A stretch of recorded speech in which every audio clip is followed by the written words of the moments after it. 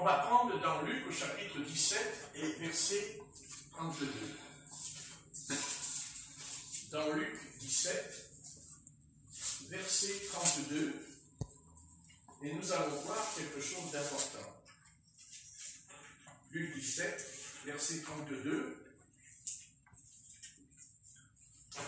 C'est un passage qui est très court. Nous savons que le Seigneur, dans l'Ancien Testament, a envoyé des prophètes. Et quand le Seigneur a envoyé un prophète ou des prophètes, parce qu'il ne faut pas oublier que les prophètes dans l'Ancien Testament, c'était des hommes d'onction. C'était des hommes qui avaient reçu l'onction de l'Esprit de l'Éternel sur eux. Et s'il n'y avait pas eu des prophètes en Israël, eh bien, ça aurait été exactement la même chose ce soir, si le Saint-Esprit n'était pas descendu le jour de la Pentecôte. Amen. Le Seigneur, quand il crée Adam, il ne l'a pas créé d'abord âme.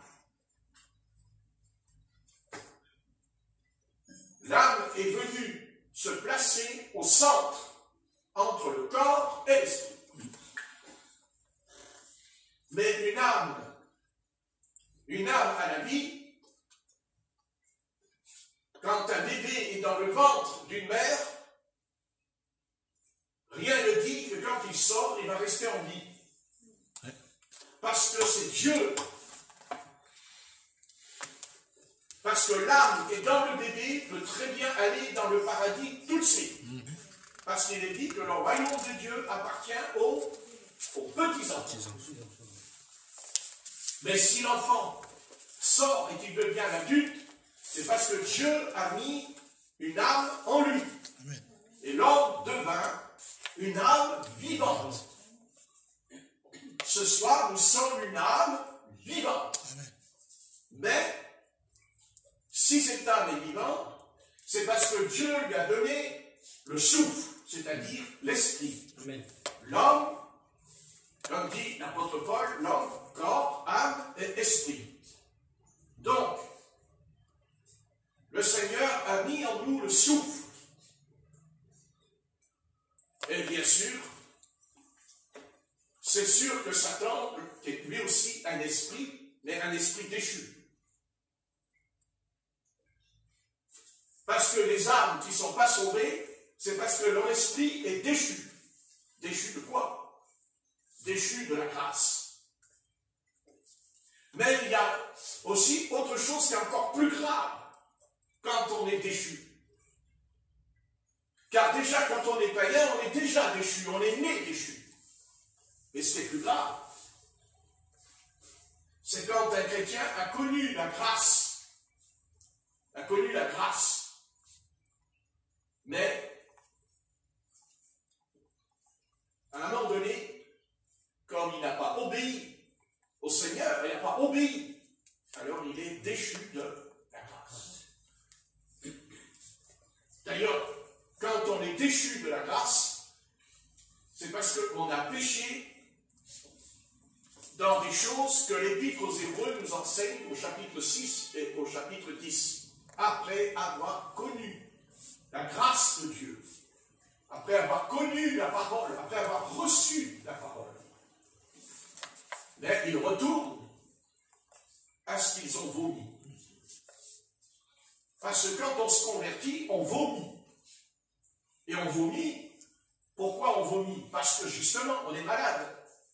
Quand on vomit, c'est qu'on est malade. C'est qu'on a injecté quelque chose dans l'estomac et notre estomac n'en veut pas.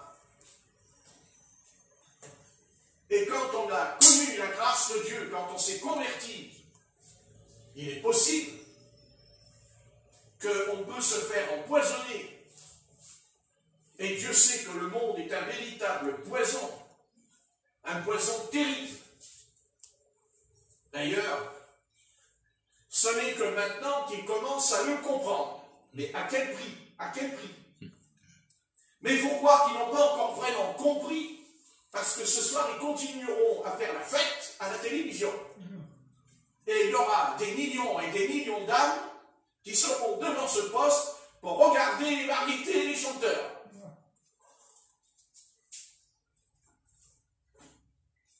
Je plains les chanteurs. Parce que quand ils arrivent dans l'éternité, le Seigneur leur dit, tu as vu les millions et les millions là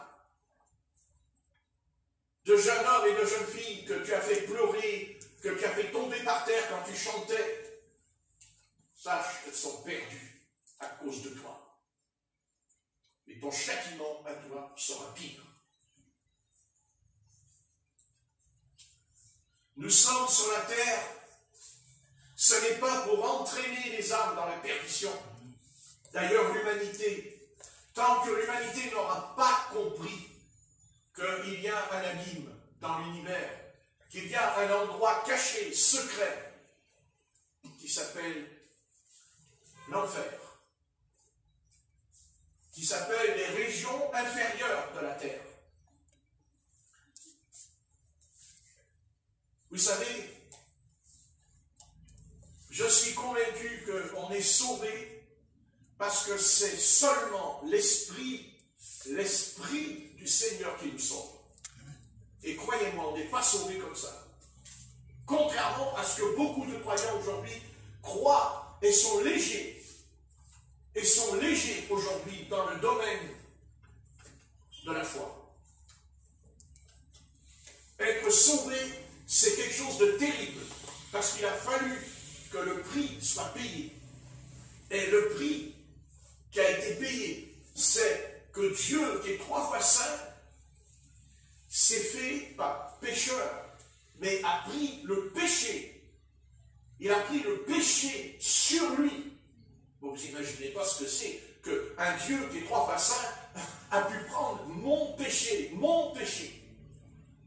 qui est d'ailleurs le premier des péchés que Dieu n'accepte pas, c'est le doute et l'incrédulité. Car l'incrédulité engendre tous les péchés de la planète. Quand on pêche, de toute façon, c'est parce qu'on doute. On ne peut pas pécher et douter. On ne doute pas, on ne pêche pas, puisqu'on croit ce que la parole nous dit. Ce que la parole nous dit. Donc Dieu a placé en nous une âme, mais il a mis en nous, vous savez, il a mis en nous un esprit.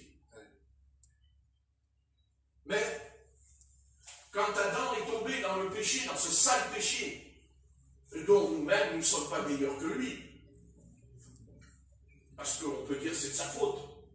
Après tout, on peut faire comme Adam et Ève en disant c'est pas moi, c'est Ève, et Ève dira c'est pas moi, c'est le serpent. Mais ça, on n'en veut pas en nous.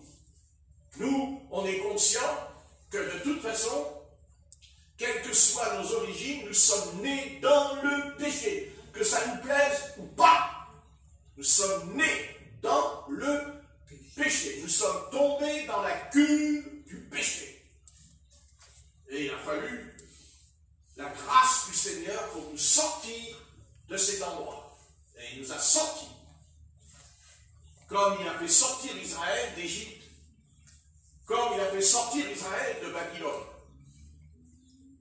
Marquez la seule différence qu'il y a entre l'Égypte et Babylone, c'est qu'en Égypte, ils se sont retrouvés sous la main terrible de Pharaon, non pas parce qu'ils l'ont voulu, eux, parce que Dieu l'avait annoncé, prophétisé par Abraham. Amen. Par contre, pour ce qui est de Babylone, c'était pas obligé qu'ils se retrouvent dans cet endroit. C'est de leur propre responsabilité qu'ils se sont retrouvés à Babylone pendant 70 ans. Et comme Dieu est un Dieu de parole, il a dit qu'au bout de 70 ans, il avait annoncé qu'il sortirait par la bouche de Jérémie et d'Ézéchiel.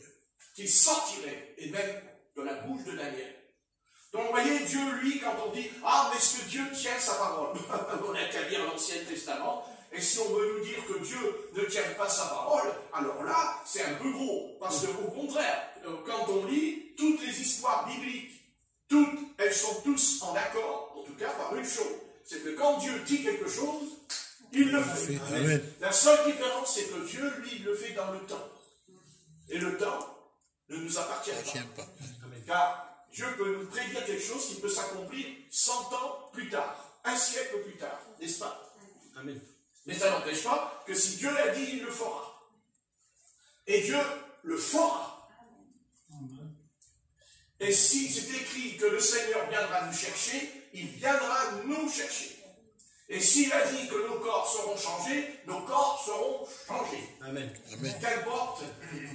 Qu'importe l'espace et le temps, ça ne changera rien. Dieu fera ce qu'il a dit, et même plus que ça. Dieu sait, avant même que le monde fût, ce qu'il allait faire. Parce que Dieu, quand il fait quelque chose, d'abord il est un architecte et il établit un plan. Amen. Car le Seigneur ne fait rien sans que son plan soit établi. Ça n'existe pas en lui. Dieu n'agit jamais par hasard. Dieu n'agit jamais sur un coup comme ça, comme nous. Quand on a un événement, nos sentiments nous poussent à prendre des décisions. Mais toutes décisions que Dieu a prises ont été écrites à l'avance. Amen. D'ailleurs, quand l'apôtre Paul est sauvé, l'apôtre rendra témoignage en disant que quand Ananias est venu le visiter, Dieu lui avait dit, tu diras à cet homme que dès le ventre de sa mère, qu'il avait été choisi, établi, n'est-ce pas? Voilà, et pour être établi de quoi? Non pas l'apôtre des Juifs, non. Il dit, je suis l'apôtre des païens. Mais oui, Dieu avait tout préparé à l'avance. Et qu'on ne vienne pas nous chanter à nos oreilles qu'il n'y a pas de prédestination, c'est faux. Il y a la prédestination dans la Bible. Regardez, je vous ai parlé l'autre jour d'Ésaü et de Jacob, qui étaient dans le ventre de leur mère et qui se disputaient dans l'estomac. Et à tel point qu'elle a été voir un prophète, et le prophète lui a dit, dans ton ventre, il n'y a pas seulement 2 hommes, mais il y a 2 peuples, 2 nations qui se disputeront. N'est-ce pas? C'est pas vrai? Amen. Voyez, ils n'étaient pas encore nés tous les deux, que déjà, ils se chamaillaient dans le ventre.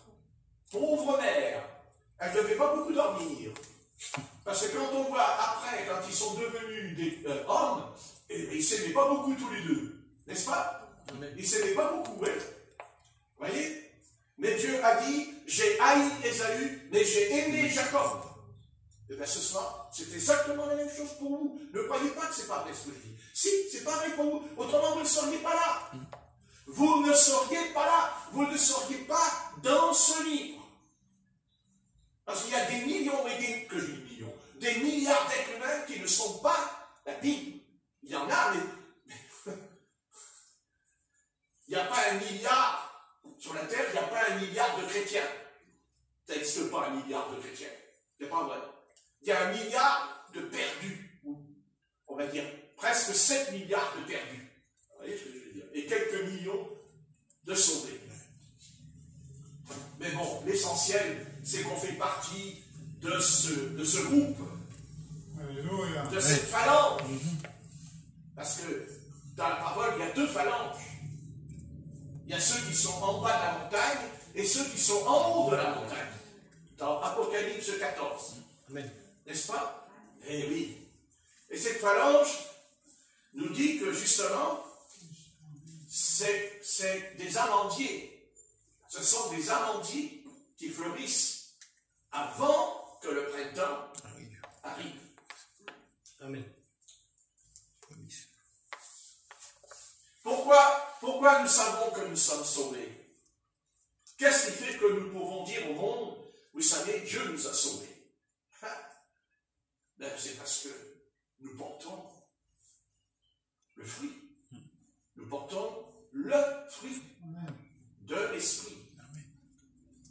L'amour, la paix, la joie. Le monde aussi, il a de l'amour. Mais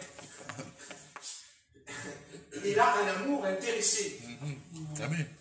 c'est donnant, donnant. Tandis que l'amour du Seigneur, c'est quand on te frappe sur la joue gauche, tu tendras la joue droite. Non, mais tu la tendras. Ça, c'est l'amour du Seigneur. Le vrai, parce que nous, on ne peut pas l'attendre, la joue. Hein? mais la grâce de Dieu nous a transformés. Amen. Vous comprenez? Donc, qu'est-ce que je voulais vous dire en vous présentant Luc, au chapitre 17, et verset 32, et je prendrai simplement ce petit texte, et comme je vous ai dit au départ, que quand Dieu nous parle, il envoie des prophètes pour nous avertir. On est bien d'accord. Et le plus grand de tous les prophètes qui est venu, on le sait maintenant, c'est notre Seigneur Jésus. Amen. Quand on lit Matthieu 24, quand on lit Luc 17, parce qu'on a tendance à oublier que Jésus-Christ était aussi un prophète. Un prophète, c'est quelqu'un qui prédit, c'est quelqu'un qui prophétise, qui annonce ce qui va arriver. Et on sait que les prophètes dans l'Ancien Testament ont annoncé, et surtout ils ont annoncé, la venue d'un sauveur. Et nous, ce soir, quand on lit ce que les prophètes ont annoncé comme Ésaïe 53, nous on se dit, en lisant Ésaïe 53, tu te rends compte, il est en moi. Amen. Ce que je suis en train de lire est en moi. Amen. Est-ce que vous vous rendez compte?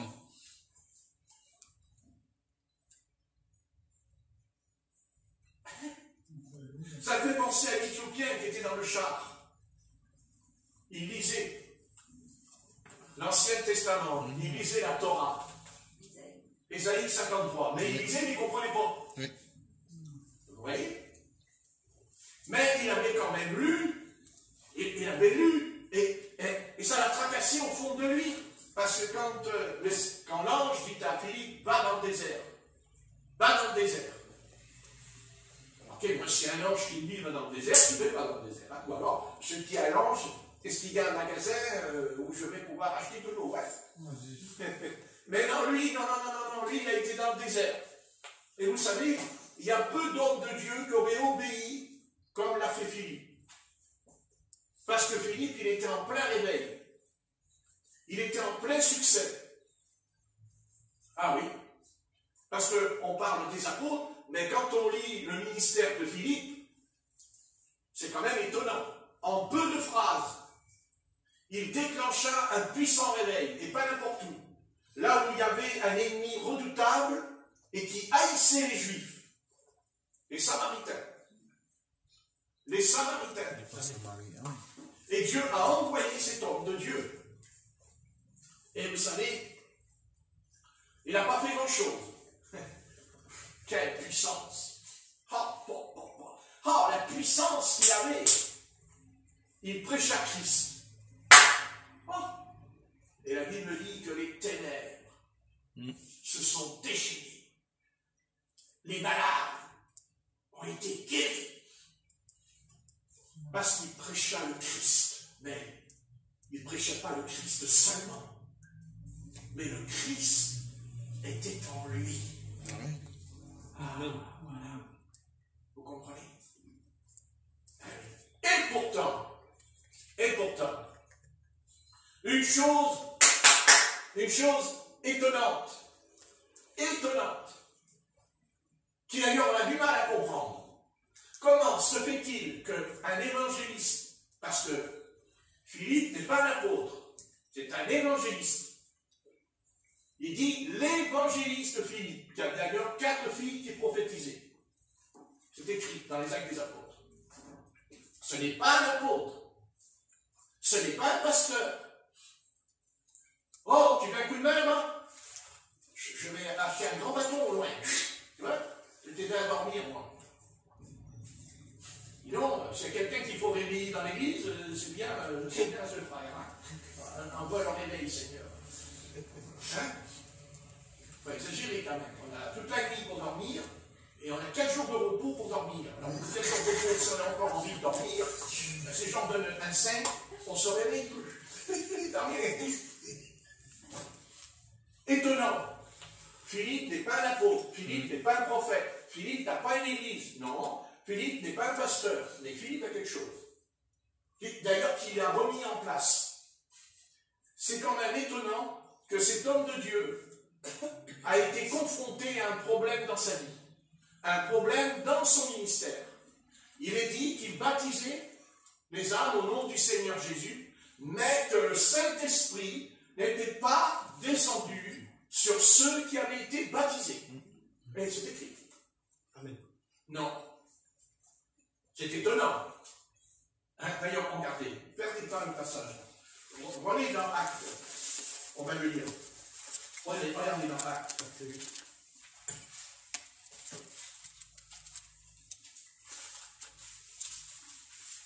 Je crois que c'est Acte 8, si je ne me trompe pas.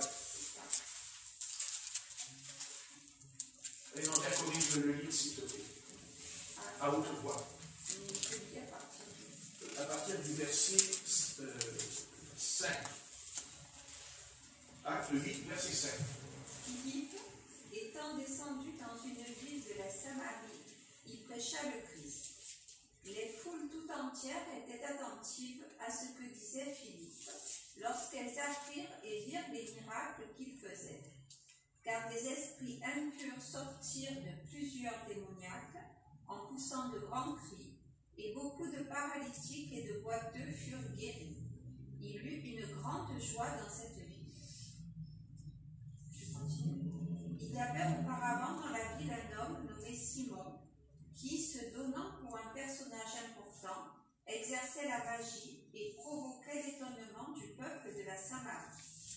Tous, depuis le plus petit jusqu'au plus grand, l'écoutaient attentivement et disaient « Celui-ci est la puissance de Dieu, celle qui s'appelle la Grande. » Ils l'écoutaient attentivement parce qu'il les avait longtemps étonnés par ses actes de magie. Mais quand ils eurent cru à Philippe, qui leur annonçait la bonne nouvelle du royaume de Dieu et du nom de Jésus-Christ, hommes et femmes se firent baptiser. Simon lui-même crut, et, après avoir été baptisé, il ne quittait plus Philippe, et il voyait avec étonnement les miracles et les grands prodiges qui s'opéraient.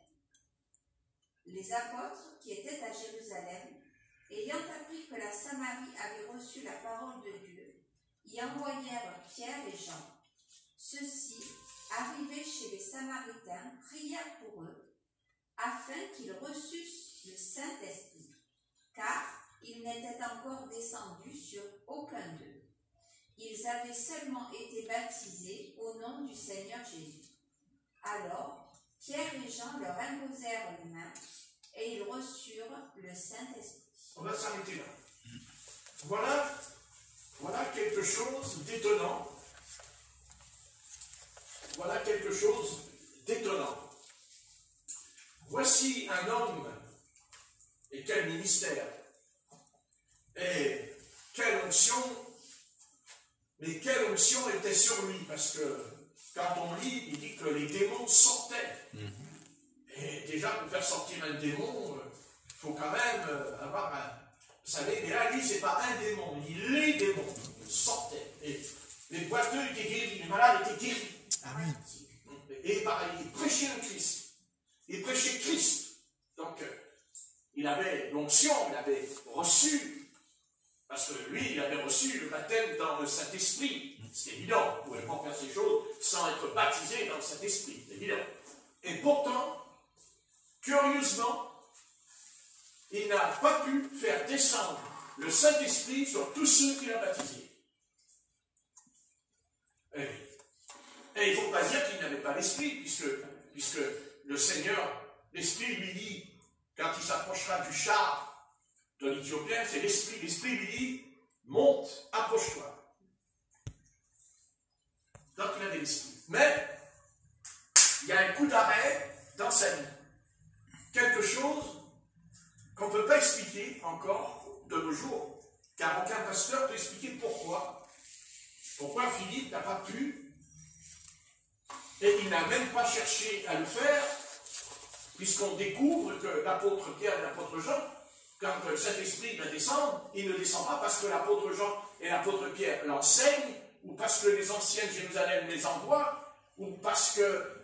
Non, c'est parce qu'il leur impose les mains. Il leur impose les mains. Il mit les mains sur tous ceux qui s'étaient repentis et qui ont pris le baptême selon Acte 2.38. Ils ont obéi à Acte 2.38. N'est-ce pas? C'est pas une question de répéter, c'est une question que si aujourd'hui on le répète, si aujourd'hui on parle de ça, c'est parce que toute l'Église n'est pas capable d'obéir. On n'aurait pas besoin d'en parler si l'Église obéissait au commandement. Amen. Je ne vois pas en quoi, ou alors il faut se taire, il ne faut plus rien dire. Parce qu'ils en ont marre de l'entendre, parce que ça dérange leurs oreilles. Ah ouais, mais le Seigneur a dit dans l'Apocalypse que celui qui a des oreilles entend ce que l'Esprit dit à l'Église. Donc il faudrait qu'ils se débouchent les oreilles, qu'ils se lavent les oreilles, et qu'ils écoutent bien ce que a dit la parole. Parce que quand l'apôtre Pierre dit être baptisé au nom de Jésus-Christ, il ne le dit pas de lui-même. C'est parce qu'il en a reçu la révélation.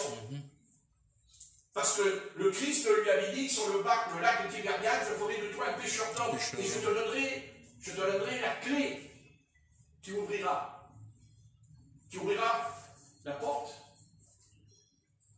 du royaume. Parce que le royaume de Dieu, parce que quand les âmes meurent, le royaume de Dieu, elles le voient au loin. Qu'est-ce que vous croyez? Vous croyez que les pécheurs, quand ils meurent, ils ne voient pas le royaume de Dieu? Bien sûr qu'ils le voient. Et ils nous entendent même chanter. Mais ils n'entrent pas. Parce qu'il y a un abîme entre eux et nous. De toute façon, il y a toujours un abîme.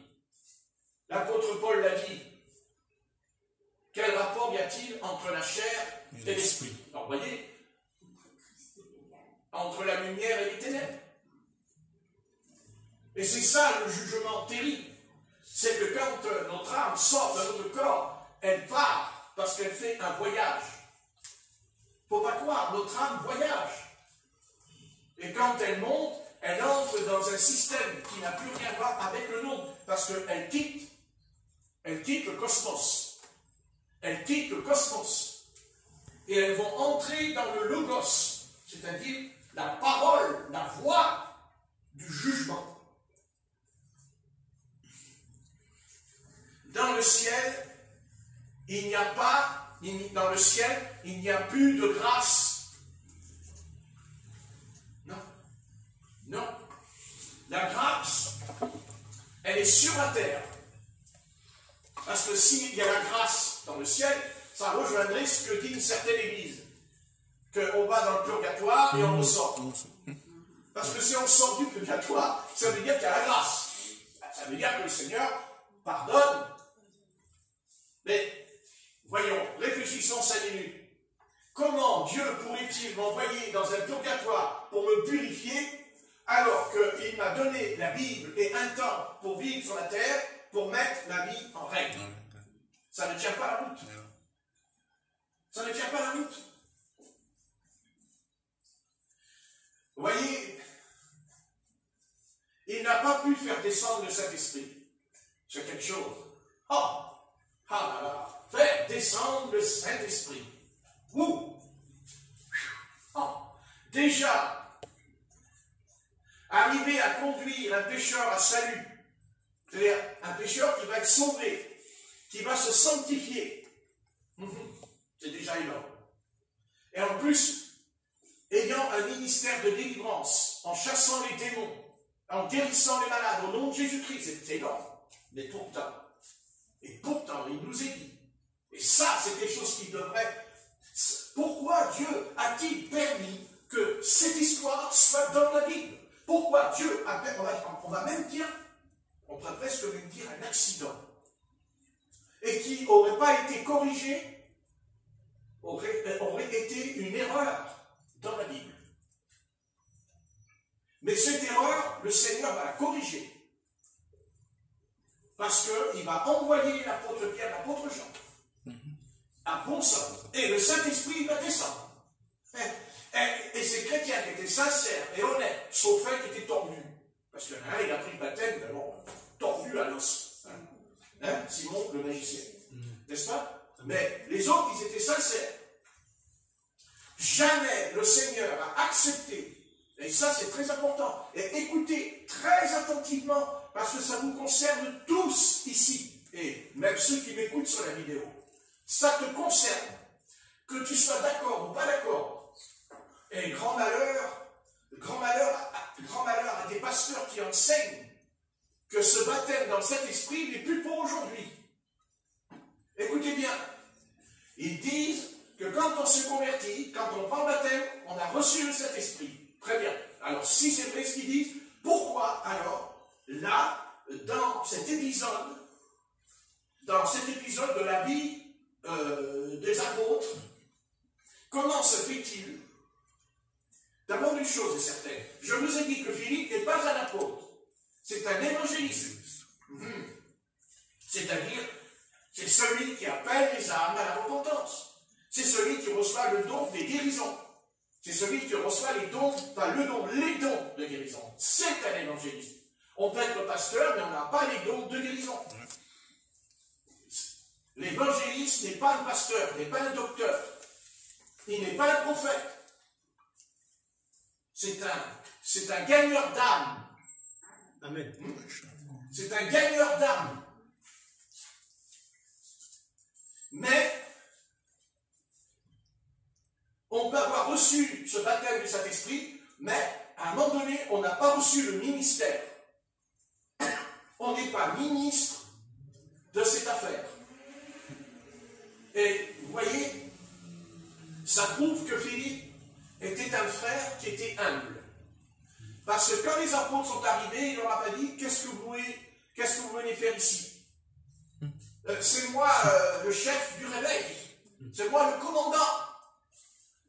Non, il s'est soumis à l'apôtre Pierre et à l'apôtre Jean, mais plus que ça, il s'est soumis à l'Église, c'est-à-dire l'Église qui est née, pas en Samarie, à Jérusalem, pas à Antioche, à Jérusalem, qui est la mère, qu'on le veuille ou non. Si, c'est la mère, c'est elle qui envoie les apôtres. D'ailleurs, je pourrais souligner que si les deux apôtres ont été bénis, c'est parce que justement, ils ont été envoyés par les anciens. Parce qu'ils ont été bénis, parce qu'ils ont obéi. Pas seulement, il n'est pas dit que c'est Jésus-Christ qui les envoie. Il dit les anciens de l'Église. Amen. Amen. Ont demandé d'aller. Qui d'ailleurs, il y a eu une dispute au sujet justement de la circoncision.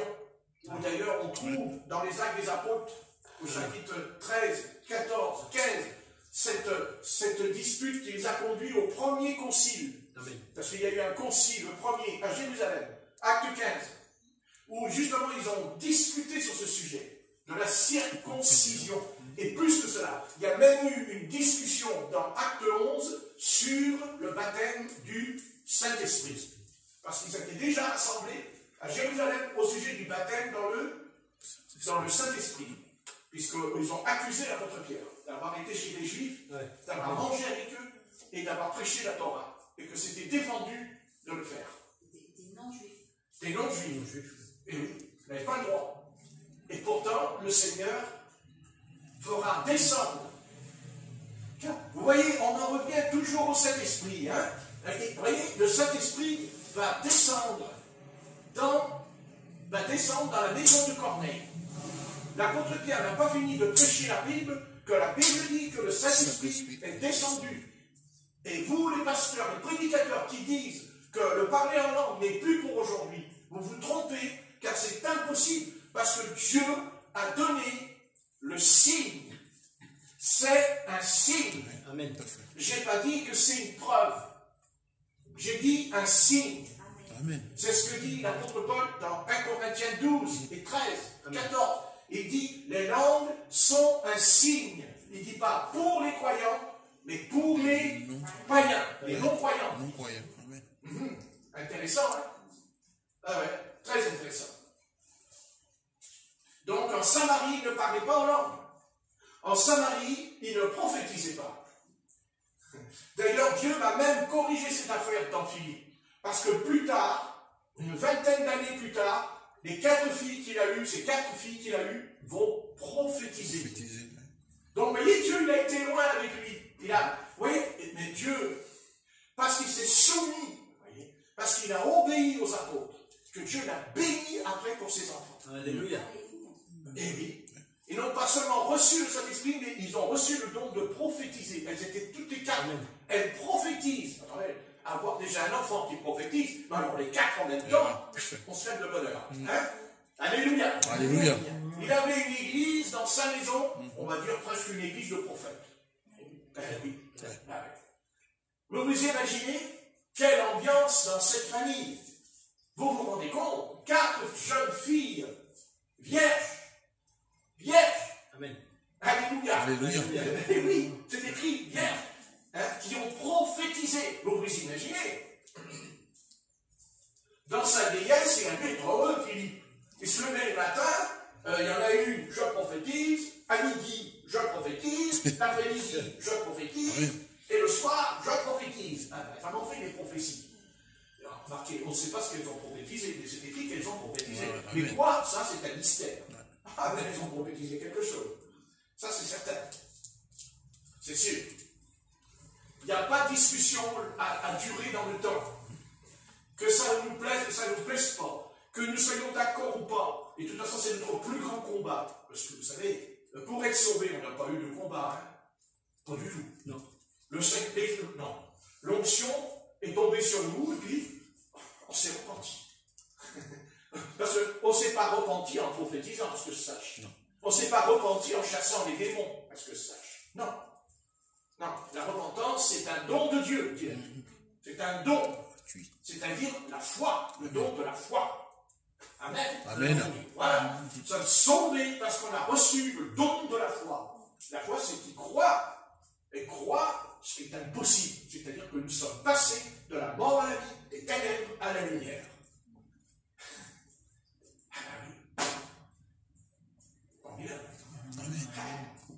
Mais Dieu ne s'est pas contenté de nous donner la repentance. Dieu nous a injecté en nous, d'ailleurs, tout ce que Dieu, les 3 éléments, dans la doctrine apostolique, dans Acte 2:38, il y a 3 éléments très importants. Et ces 3 éléments, de toute façon, c'est le mot sainteté, sanctification et pureté. Repentez-vous. Sainteté. Soyez baptisés d'eau, de l'eau, c'est pour se laver. Sainteté. Mais, alors là, afin que le Seigneur dépose la couronne sur notre tête, c'est le baptême dans Saint-Esprit. Ça, c'est la couronne que le Seigneur nous a donnée. Mais c'est certain, et vous dites, j'ai une couronne sur mon tête. Tu ne la vois pas parce qu'elle est invisible. Mais tu as une couronne, l'apôtre Paul le dit. Vous comprenez? Bien sûr. Bien sûr. Si l'Église, aujourd'hui, dans l'âge dans lequel nous trouvons, est complètement mondaine, affaiblie, rétrécie, parce qu'elle porte un vêtement blanc, cette Église du XXIe siècle, mais elle porte un vêtement rétréci, parce qu'il a tellement été lavé le vêtement, mais pas lavé dans la bonne eau, lavé avec beaucoup d'hérésie, de fausses doctrines, parce qu'il n'a pas fallu attendre longtemps pour qu'il y ait eu des faux frères qui rentrent dans l'église, qui d'ailleurs prêchaient Christ, en même temps ils te disaient, il faut te faire circoncire. C'était pas très marrant, parce que les pécheurs païens qui rentraient dans l'église d'Antioche, et qu'ils entendaient que le Seigneur les a sauvés par la grâce de Dieu, ils étaient heureux, les gars. Mais à un moment donné, il y a des frères, d'ailleurs qui étaient aussi des ministres du culte, qui venaient et te disaient, tout ça, que si tu ne te fais pas couper le joujou, tu n'es pas sauvé. Alors vous vous rendez compte, quand ces hommes-là, ils avaient déjà 40, 50 ans, 60 ans, parce que la circoncision, ça ne se faisait pas quand tu avais 40 ans. Ça se fait le 8e jour. 8e jour, amen. Jésus lui-même a été circoncis le 8e jour, dans Luc. Amen. Amen. Bon, alors le petit bébé, bon, peut-être qu'il crie, hein. Il crie, il ne comprend pas ce qu'on lui fait, quoi. Et après, quand il est grand, il comprend qu'il lui manque quelque chose, mais bon, quand le bébé, il ne sait pas. Mais imaginez, on est compte que nous, on est mûrs, il faudrait qu'on aille se faire circoncire, vous vous rendez compte? Non, mais vous vous rendez compte? On ne dormirait plus de la nuit. Il n'y a que les sœurs qui ne dormiraient la nuit. Mais les frères, ils ne dorment plus. Les frères, ils crient, Seigneur, pourquoi je suis né avec un joujou? Quand vous traitez plus, je suis tranquille. Oh, le Seigneur dit, oh oui, oh oui, oh oui, vous seriez tranquille. Mais ça ne nous empêcherait pas d'avoir quand même des mauvaises pensées. Parce que le péché, c'est pas d'abord le joujou, c'est les pensées. Amen. Ouais, les mauvaises pensées. Eh oui. Amen. Hein, il dit celui qui convoite. Hein, voilà. Donc, j'en reviens. Il faut que je sois un peu plus serein, parce qu'on va se poser des questions à mon sujet. Donc, je disais que c'est important. Et on ne devrait pas seulement, il ne faudrait pas seulement faire de la doctrine, il faudrait avoir soif d'être rempli du Saint-Esprit. Alléluia. Waouh! Oh! Amen. Amen. Car Jésus a dit, celui qui a soif, vienne À moi. et je vais me bourrer de doctrine.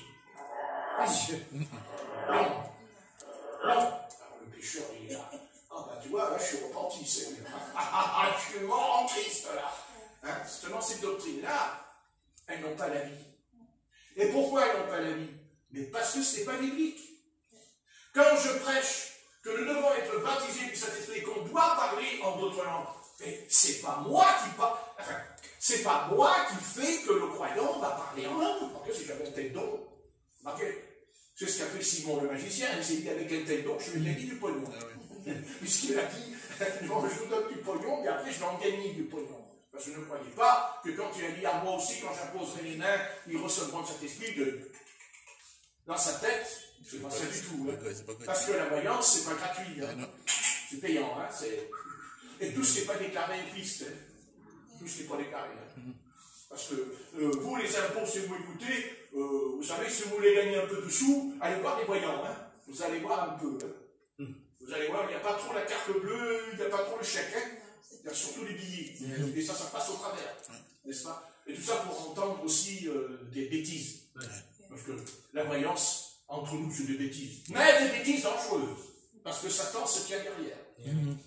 Parce que vous pensez bien que ce n'est pas des cartes, c'est pas en se tirant des cartes, qu'on va connaître l'avenir. C'est pas vrai. L'avenir, les seules prophéties qui nous prêchent le futur, c'est la Bible. Amen. C'est les prophéties bibliques. C'est tout. Le reste, c'est faux. C'est faux, n'est-ce pas? Amen. Voilà, et ça c'est important. La Samarie. La Samarie. Oh là là. Vous vous rendez compte ce qui se passait? Les miracles, les guérisons, les baptêmes, ça devait remuer. Hein? Mais il n'y avait pas le baptême du Saint-Esprit. Oh, il manquait quelque chose.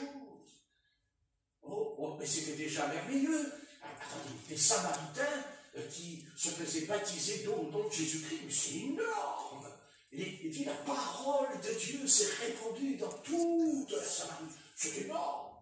Et pourtant, le Seigneur ne ferme pas les yeux. Ah non, c'est son œuvre. Hein. Et il va s'occuper de ce problème. Il dit, non, moi, je veux que tous mes enfants, j'ai dit, mes enfants soient baptisés du Saint-Esprit. Amen. Et pourquoi? Pourquoi? Parce que le Seigneur voulait les entendre parler en langue. Oui, bah oui, bien sûr qu'il les entend parler en langue. Bien sûr, bien sûr. Comme le Seigneur veut nous entendre parler par l'intelligence quand on prie, mais surtout en langue, parce qu'il dit que celui qui parle en langue, son intelligence est stérile, mais qu'il dit des mystères à Dieu. Amen. Amen. Non, je crie un peu pour réveiller les escargots qui dorment. Donc, je vais dire, mais oui, les escargots dans l'église. C'est pas qu'ils dorment, mais ils sont presque endormis quand je prêche. Ils ont une espèce de lourdeur, de sommeil dans le cerveau qui vient. N'est-ce pas? C'est normal. Un prédicateur, si Dieu l'a envoyé, un prédicateur, sa qualité, c'est de capter les pensées qu'il y a dans la pièce du peuple de Dieu. Il capte, vous savez, le peuple de Dieu, il capte, vous savez. Il y en a même qui luttent, là, en cet instant. la lutte à mort. Je ne vais pas m'endormir. Je vais pas m'endormir. Mais quand est-ce qu'il va s'arrêter de prêcher? Il ne va pas s'arrêter de prêcher. Oh, j'ai une vision. Je veux pas mon lit. D'un coup, dans la pièce, vois mon lit. Il a reçu le Saint-Esprit, en fait. Hein? Il a reçu le Saint-Esprit. Ah, certainement. Certainement. Non, bien aimé, sincèrement. Sincèrement. Il faut entrer dans cette question et il faut la traiter sérieusement. Est-ce que je les ai reçus? Est-ce que j'ai reçu le Saint-Esprit? Et je n'ai pas dit, et je ne prêche pas, que parce qu'on n'a pas reçu le Saint-Esprit, on n'est pas sauvé. Ça n'a rien à voir avec ton salut personnel. Dans l'Ancien Testament, les prophètes étaient sauvés, les rois qui marchaient droit dans l'Esprit étaient sauvés, et il n'y avait pas le baptême du Saint-Esprit, ce que je sache. Ça n'a rien à voir. Alors pourquoi tu insistes? Pourquoi tu veux? Mais parce que c'est la Bible qui insiste, c'est pas moi. C'est la Bible, c'est la parole. Et moi, je n'ai pas à demander à Dieu, je n'ai pas à dire à Dieu, ah, mais pourquoi tu veux? Mais pourquoi tu veux ça? Et Dieu me répond, mais ça ne te regarde pas. C'est mon affaire. Et toi, tu n'as qu'à obéir. D'abord, je ne t'ai pas envoyé pour me contredire, je ne t'ai pas envoyé pour dire le contraire de ce que je dis, non? Autrement, tu retournes garder les vaches, hein? Bon? Hein? Tu es là pour dire ce que moi j'ai écrit. Amen. Voilà. Et puis si tu n'as pas compris, ben alors tu ne prêches plus. Tu prêcheras quand tu auras compris. Tu prêcheras, tu enseigneras quand tu auras compris. Moi, je ne vais pas t'envoyer pour dire des choses à mon peuple que c'est pas vrai. Voilà, oui, c'est ça. Vous comprenez? C'est ça. C'est ça. C'est la fin des temps. Donc, vous voyez ce que je veux dire? Le Saint-Esprit descend en Samarie. Il descend. Voilà. Et qu'est-ce qu'il fait Dieu quand le Saint-Esprit descend? Dieu, qu'est-ce qu'il fait? Dieu fait quelque chose d'extrêmement. Eh bien, il dit à Philippe, tu peux t'en aller. Tu peux partir. Non. Et il n'est jamais revenu. Il n'est jamais revenu. Et puisque ça, vous savez ce qu'il a fait, cet esprit? Il a enlevé comme Élie dans l'air.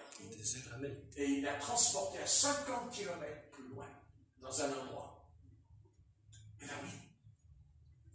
Voilà. Vous voyez? Comme quoi le Seigneur peut nous enlever quand il veut. Et il peut même nous enlever par la mort corporelle, d'un coup. Comme il peut aussi nous enlever par l'enlèvement. Et comme Philippe. Voilà. On rentrera dans la boulangerie. Le boulanger dira, oh là là là là, vous savez, la baguette, elle coûte 17 €. Mais d'un seul coup, votre corps disparaît. Il n'y a plus de corps. C'est intéressant, ça me dit donc. Mais ça ne va pas, qu'est-ce qu'il raconte cet homme? Je suis dans la boulangerie et puis je disparais. Remarquez, je ne veux pas être malsain, mais on peut disparaître dans les toilettes aussi. Oui. Hein? Ça fait partie de la vie. Et d'un seul coup, on frappe à la porte des toilettes. Alors, tu sors des toilettes? Moi j'ai envie, non, j'en peux plus. Ça ne répond pas. Alors, tu sors? Mais ça ne répond pas. Donc, la porte des toilettes à un moment donné. Il a tiré la chasse d'eau, il a été dans les toilettes. Pardon. Un peu d'humour, ça peut appliquer. Hein, ça ne t'empêche de dormir. Donc, hein, il y a quelqu'un qui doit se dire, putain, il n'a pas changé. Hein. Il n'a pas changé, le gars. Il est toujours aussi. Il faut toujours qu'il nous sorte des trucs là, un peu boulot. Hein. Par moments, il nous fait peur, il nous fait trembler, le salut, l'enfer. Et après, c'est bon, ça, c'est mieux. Enfin, c'est sympa, il est sympathique quand même, le pasteur. Hein? Il faut bien doser. Oui. Bien aimé, je ne vais pas. Bon, c'est pas mal, il est 6 heures. Mais une chose que je ne peux pas tout dire, mais une chose que je peux vous dire, c'est que le Saint-Esprit est descendu en Samarie. Le Saint-Esprit est descendu chez Corneille. Le Saint-Esprit fait une chose aussi. Énorme! Et là, c'est la preuve indéniable. On va le lire. Acte 19. On va le lire. Et là, c'est incontestable. Ça ne peut pas être autrement maintenant. Parce que c'est l'un des plus grands. Parce que, comme ça ne vous plaît ou pas, c'est quand même l'un des plus grands apôtres. Hein, c'est l'apôtre Paul. qui nous dit dans Acte 19, dans Acte 19, et tout le monde l'a trouvé? Voilà, et je vais demander à Stéphanie de le lire, s'il te plaît. À partir du premier verset. Oui, s'il te plaît. Pendant qu'Apollos était à Corinthe, Paul arriva à Éphèse après avoir traversé les hautes provinces de l'Asie.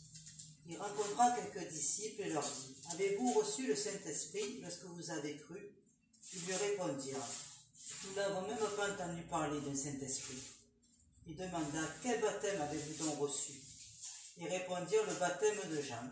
Alors Paul dit: Jean a baptisé du baptême de repentance, en disant au peuple de croire en celui qui venait après lui, c'est-à-dire en Jésus, le Messie. Sur ces paroles, ils furent baptisés au nom du Seigneur Jésus. Lorsque Paul posa les mains sur eux, le Saint-Esprit vint sur eux, et ils se mirent à parler en langue et à prophétiser. Voilà. Merci. Voilà.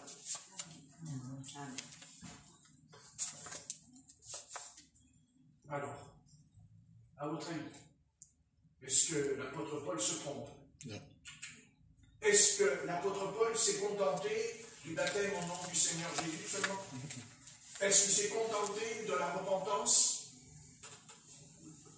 D'ailleurs, quand il leur dit la chose, quand il les rencontre, il ne leur parle pas du baptême d'eau. Il ne leur parle pas du baptême d'eau. Amen. Il ne leur parle même pas de la repentance. Il leur pose une question. Avez-vous reçu le Saint-Esprit quand vous avez cru? Vous voyez? Avez-vous reçu le Saint-Esprit? Vous vous rendez compte? Pourquoi? Vous savez, un homme comme l'apôtre Paul, si lui-même n'avait pas été baptisé dans l'Esprit, il n'aurait jamais pu poser cette question à ses 12 disciples de Jean-Baptiste. Jamais. Ça veut dire qu'il y a une différence. Il y a une différence quand un chrétien est baptisé du Saint-Esprit et quand il ne l'est pas. Il y en a une. C'est certain. C'est obligé que quand il parle, il y a quelque chose qu'on ne peut pas expliquer. Ah bon? Il y a une force divine très puissante quand on a reçu le baptême dans le Saint-Esprit. C'est vrai. Et quand on ne l'a pas reçu, qu'on le veuille ou non, quand on prie, quand on se met en prière, il y a quelque chose qui s'appelle qu'il n'y a pas la vie. Parce que c'est l'intelligence qui prie. Et l'apôtre Paul dit que quand je prie en langue, je dis des mystères à Dieu, parce que mon intelligence est stérile. Ça ne veut pas dire que mon intelligence est anéantie, mais elle ne fonctionne plus. Elle n'est plus en activité. C'est fini. Parce que c'est l'Esprit du Seigneur en nous qui prie. C'est ce que dit l'apôtre Paul, l'Épître aux Romains. Nous ne savons pas quoi demander au Seigneur, mais l'Esprit intercède bien notre secours. Amen. Amen. En nous. Oui. Exactement. Il y a dans la Bible le baptême dans le Saint-Esprit. C'est un baptême, il y a 3 baptêmes. Il y a le baptême de repentance. La repentance, c'est un baptême. Et oui. Le baptême d'eau, c'est un baptême. Et il y a le baptême du Saint-Esprit. Quelle grâce que le Seigneur nous accorde, et combien nous sommes lents à comprendre, à se mettre en action.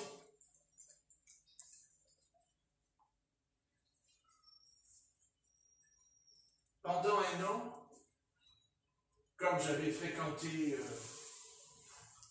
des pasteurs baptistes, ils m'avaient tellement enseigné que le baptême du Saint-Esprit, ce n'était plus pour aujourd'hui, et que le parler en langue venait de Satan. Ils me l'ont dit, les baptistes. S'ils m'entendent, je suis désolé pour eux, mais ils y croient toujours. Et c'est pas vrai, c'est faux. Parce que pendant un an, et là je ne parle plus de doctrine, je parle d'une expérience. Je n'ai pas dit que mon expérience sera valable pour tous les pasteurs. Mais moi, je raconte mon expérience dans ce domaine de l'esprit. Pendant un an, j'étais dans l'église de Pentecôte. Et de temps en temps, je fréquentais les pasteurs baptistes. Mais il y avait un combat, une lutte. Et la lutte, c'était que je disais aux pentecôtistes, parler en langue, ce n'est plus pour aujourd'hui, les baptêmes du Saint-Esprit, tout ça, c'est plus pour aujourd'hui. On a reçu l'Esprit dès qu'on s'est converti. On a l'Esprit, ça y est.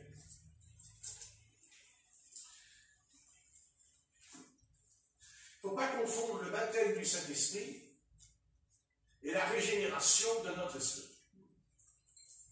Quand on se repent, notre esprit va être régénéré. Ah ouais. C'est-à-dire né de nouveau. Voilà. Car je peux être régénéré, être né de nouveau, sans être baptisé de la puissance du Saint-Esprit. C'est ça, le nœud. Et c'est pour ça que quand on lit le livre des Actes, on voit qu'il y a ce baptême d'eau, mais il ressort quand même qu'en Samarie, ils ne l'avaient pas reçu. Donc, puisqu'ils croyaient au Seigneur Jésus, donc ils avaient reçu l'Esprit. Mais non, il y a quelque chose qui n'était pas juste. Et quoi qui n'était pas juste? Se poser la question, pourquoi le Seigneur veut nous baptiser dans cet esprit? Pourquoi c'est ça? Pourquoi? Mais parce que dès l'instant qu'on va être baptisé dans le Saint-Esprit, nous allons entrer en conflit avec les mauvais esprits. On rentre en conflit avec les démons. On ne peut pas combattre les démons avec notre esprit. On ne peut pas combattre les démons avec notre intelligence. On combat les démons. Les démons sont combattus parce qu'eux-mêmes sont des esprits, mais des esprits déchus. Des esprits, vous comprenez? Ce sont ces démons terribles.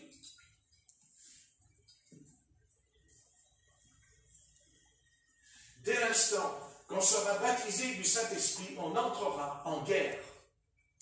On entre en guerre contre l'empire de Satan. On entre en guerre contre les puissances infernales de l'enfer. Et notre combat dans le Saint-Esprit n'est plus un combat intellectuel, ce n'est plus notre âme qui combat Satan. C'est l'Esprit Saint qui est logé, non pas dans notre intelligence, dans notre esprit, car Dieu est esprit. Amen. Et il le dit à Samaritain. C'est ce que Satan, dans la forme du serpent, parce que le serpent, nous, quand on lit, on dit, ah, le serpent, on pense tout de suite à un animal, c'est-à-dire au serpent qu'on voit. Non. Quand on dit Satan, le serpent dans la Genèse ou dans l'Apocalypse, on n'a pas encore, c'est-à-dire qu'on n'est pas entré dans cette puissante révélation que quand on dit serpent, on dit l'esprit de Satan, l'esprit du diable, les ténèbres, la puissance des ténèbres. Vous comprenez? Est-ce que vous comprenez? Amen. Est-ce que vous comprenez? Et nous pouvons naître de nouveau, c'est pas un problème. Quand il dit né d'eau et d'esprit, ça veut dire que c'est normal. Si tu t'es repenti, ton esprit va être régénéré, il est né de nouveau par la parole. C'est le texte, c'est la Bible, c'est la semence incorruptible. On devient le grain de blé. Le grain de blé que s'il ne meurt d'ailleurs, ne portera pas de fruits. Voilà, c'est clair. Mais le grain de blé, il peut mourir. Le grain de blé, il peut porter du fruit. Mais s'il n'y a pas d'eau, il fait quoi le grain de blé? Il fait quoi le grain de blé s'il n'a pas d'eau? Il ne pousse pas. Et même s'il a poussé, même s'il pousse. C'est chétif. Donc ça veut dire que nous avons besoin d'être arrosés quand on prie. On a besoin d'être arrosés quand on lit aussi la Bible. Parce que toute plante qui n'est pas arrosée, elle meurt. Parce qu'elle a besoin d'eau. Vous comprenez? Et c'est pour ça que le Seigneur a donné le baptême du Saint-Esprit. Pour que nous comprenions. Parce que si, après tout, vous savez, on est déjà paresseux. On sait tous que notre intelligence est paresseuse. On le sait.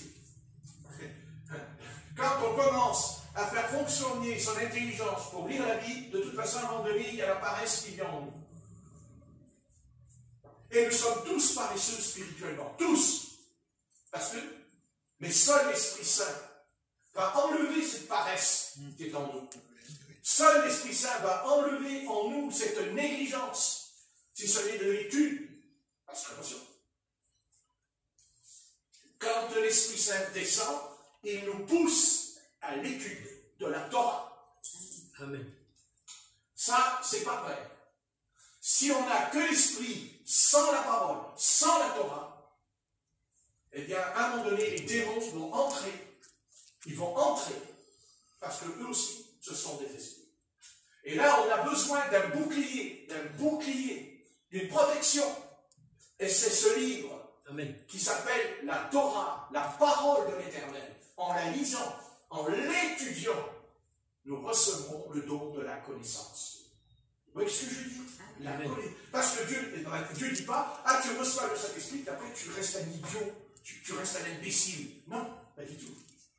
Pas du tout, pas du tout. D'ailleurs, l'apôtre Paul dit, quand je parle en autre langue, je dois prier pour recevoir le don d'interprétation. Il ne faut pas s'arrêter qu'au parler en langue. Il y a aussi le don d'interpréter les langues. Amen. 1 Corinthiens 12. N'est-ce pas? Amen. C'est important. C'est pour ça qu'on ne peut pas recevoir des dons spirituels si d'abord on n'est pas baptisé dans l'esprit. Car l'apôtre Paul dit, aspirez aux dons les meilleurs, mais surtout à celui de la prophétie. Mais comment je peux prophétiser? Comment je peux parler en d'autres langues? Comment je peux guérir les malades, chasser les démons? Mais je suis désolé, il faut que Dieu me donne le don des guérisons. Si je veux être un prophète, il faut que je reçoive le don de la parole de sagesse et le don de la parole de connaissance. C'est quoi le don de la connaissance? C'est quand le Jésus-Christ dira à la Samaritaine, tu as eu 5 maris, et le mari que tu as maintenant n'est pas ton mari. Et elle a dit, c'est vrai. Vous voyez ce que je dis? Ça, c'est le prophète. Après, il y a le docteur. Le docteur, c'est celui qui enseigne. C'est celui qui a un don, il a une onction. Ce n'est pas une onction d'évangéliste, il n'y a pas une onction de prophète ou d'apôtre sur lui. C'est un docteur, il est capable, il est docteur. Et oui, c'est spécial. C'est un docteur. Et puis il n'y a pas que ça dans les livres, il y a les anciens, il y a les évêques. Même le prêtre Paul dira les gardiens, il a dit. Les gardiens, c'était tout. Les gardiens de quoi? De notre âme. De notre âme. Oui, c'est notre âme. Mais en attendant, tout ça se fait par l'opération du Saint-Esprit. C'est ce que dit l'amour. L'opération du Saint-Esprit. Dans l'Éphésiens, c'est écrit au sujet des 5 ministères, parce qu'il n'y a pas que les dons. Il faudrait parler aussi des 5 ministères apostoliques. Merci.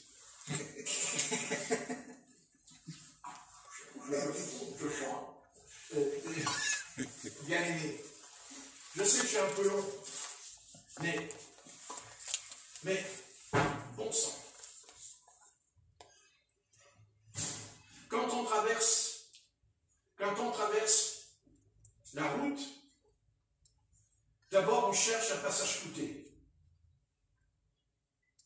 Parce que si on prend le passage clouté, on est déjà protégé. Je ne dis qu'il n'y aura pas un fou qui ne peut pas arriver. Mais le fou, il ne sera peut-être pas puni si je ne suis pas dans le passage clouté, par contre. Donc je prends le passage clouté. C'est le passage clouté.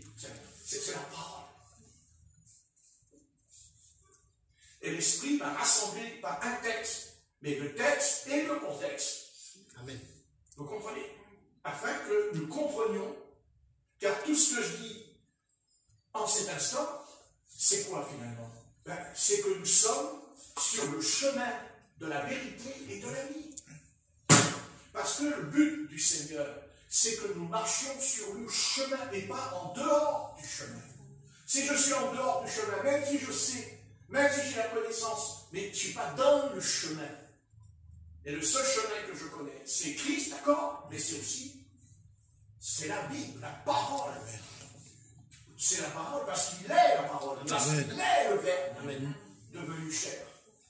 Vous comprenez? Donc ce baptême du Saint-Esprit est indispensable. Et je vous raconte mon expérience. J'étais né de nouveau, j'ai né le Seigneur.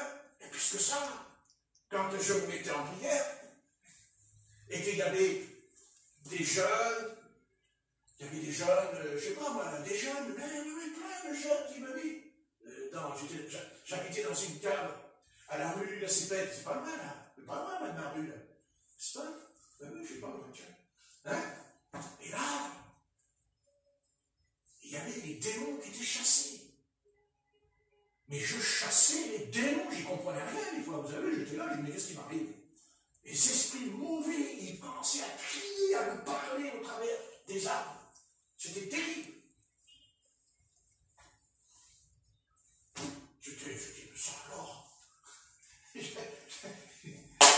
J'avais même pas un diplôme pastoral dans mon cartable. Et je chasse les démons. Bien, pourquoi j'ai chassé les démons? Pourquoi il y a eu cette affaire dans ma vie? Elle est due à une chose, et elle est toujours due de toute façon cette chose. Ça, je vous le dis tout de suite, c'est la base, hein, c'est le fondement. C'est la sainteté. Amen. Voilà. Car les démons sont des esprits impurs. Donc ça veut dire que vous pouvez chasser les démons sans être baptisé dans le Saint-Esprit. C'est étonnant. Parce que votre vie est pure. Parce que votre vie est pure. Pure. Et oui. Amen. Ben oui. Parce que vous rejetez votre péché quand il vous attaque, quand il vous tente. Vous le rejetez. Parce qu'on n'est pas, attention, Dieu nous a délivrés du péché, mais on n'est pas délivrés comme ça de nos péchés. Hein. Non, mais il faut arrêter de mentir. Nous avons des tentations. Oui, oui. Ben, c'est marqué quand même. Eh Oui. oui. Voilà, pour Jacques en parle. N'est-ce pas? Donc Dieu, s'il voit que nous marchons dans la sainteté, c'est-à-dire que, voilà, et à un moment donné, en fait, les démons s'en vont quand il n'y a plus en nous un esprit de mondanité. Car il ne faut pas oublier que les démons, ce sont des puissances qui sont liées au monde, le monde. Ils sont dans le cosmos, dans le monde. Ils sont dans l'espace du temps. Et ils circulent au travers des ondes. Et aujourd'hui, ils circulent au travers du smartphone. Les démons circulent dans le smartphone. Amen. Car encore hier, j'ai vu une vidéo sur YouTube, et là, c'est grave. Car en ce moment, dans le monde entier, il y a plein de jeunes, de vieillards qui meurent avec le smartphone à la main. Ça s'appelle la mort subite. Et je ne vous raconte pas des blagues, c'est sérieux. Et ils commencent à comprendre, ils comprennent, et tous ceux qui meurent, ils meurent dans la rue. Ils meurent comme ça, dans la rue. Il y en a un, il est mort à l'aéroport. Il a été filmé par la caméra. Il arrive devant le comptoir, il parle à l'hôtesse pour demander son billet, il prend son smartphone. Il l'ouvre, il le regarde. Et tous ceux qui meurent, ils meurent d'un coup, ils font comme ça, ils tournent et ils crient dans la pièce. Regardez, je vois, regardez ce que je vois, il dit, et il meurt. Mais il n'a pas le temps de dire ce qu'il a vu avec son doigt. Mais il dit qu'il voit quelqu'un en l'air et il meurt. Ce que je vous dis, ce n'est pas de la science-fiction, c'est vrai. Ça se passe en ce moment depuis à peu près, ça fait 1 mois que ça dure. En Amérique, il y en a plein qui meurent. Même en France, il y a des jeunes qui sont morts avec le smartphone à la main, ils ne le disent pas aux informations. Peut-être qu'ils ne veulent pas faire peur à l'humanité. Peut-être que ça peut être dû aussi au vaccin qu'ils ont pris dans le corps. Possible. Parce qu'ils ont peut-être relevé l'ADN en même temps. Et de toute façon, l'ADN, il la relève sans que nous soyons vaccinés. En mettant dans le nez. Si, ce que je vous dis, c'est vrai. Mais je vous promets qu'il y a des gens qui vous allez voir. De toute façon, ça va venir. il y a des milliers, pas des centaines, des milliers de gens, d'hommes, de femmes, de vieillards qui meurent d'un coup dans la rue, avec le smartphone à la main. Par contre, le phénomène est exactement le même pour tous ceux qui meurent. Ils tournent comme ça en rond, ils font ça. Ils ont été filmés à l'aéroport. À Orly, qui s'est passé. Et ils tombaient, écoute-toi, il a dit, oh, regardez, paf, il meurt. D'un coup. Il tombe. D'un coup, comme ça.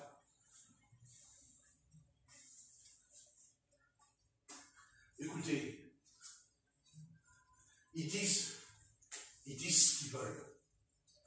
Moi, je parle d'un homme que j'ai fait des expériences surnaturelles avec les ténèbres. Moi, ce qu'il voit, c'est Satan. Moi, ce qu'il voit, c'est un démon. C'est certain. Et quand il le voit, le démon, qu'est-ce qu'il fait? Il n'attend pas qu'il soit vieux pour mourir. Il le prend tout de suite. Mais aussi parce qu'il y a le péché dans la personne. Ça s'appelle la mort subite. Le salaire du péché, c'est la mort. Et j'espère qu'en disant ça, je vais foutre la trouille à tous les chrétiens. Peut-être qu'ils ne vont plus. On va dire, oh là là, je vais plus aller dans le péché. Amen. Et puis il y a une deuxième chose peut-être que les chrétiens auront besoin de faire. C'est d'arrêter d'être avec ce smartphone à la main sans cesse. Amen. Amen. Yes. Et quand je vous avais prêché plusieurs fois, que je vous ai dit que c'était une idole, cette affaire, que ça avait remplacé les idoles. Quand les gens traversent la rue et qu'il y a le smartphone, ils ne voient même pas la voiture, même quand il y a le klaxon, vous vous rendez compte? Vous vous rendez compte le danger qu'a cet appareil dans le cerveau de l'être humain? Mais ça, quand c'est des adultes, mais quand c'est des petits-enfants qui ont ça à la main, n'est-ce pas? La technologie, de toute façon, ce n'est pas la volonté du Seigneur. Amen. Parce que c'est l'arbre de la connaissance du bien et du mal.